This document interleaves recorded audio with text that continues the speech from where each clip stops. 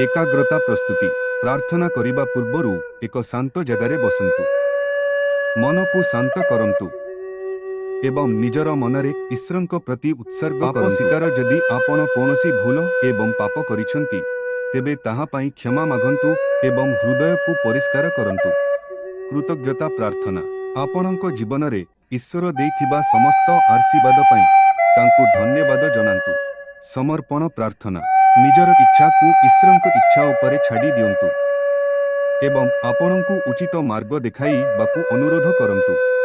प्रशंसा प्रार्थना स्तुति ईश्वरଙ୍କୁ तांकर महानता दया एवं शक्ति शांति समाधान पाई स्तुति करंतु एवं धन्यवाद दियंतु। विशेष अनुरोध प्रार्थना आपणଙ୍କ आवश्यकता दुख चिंता इच्छा ईश्वरଙ୍କ निकटरे निवेदन करंतु।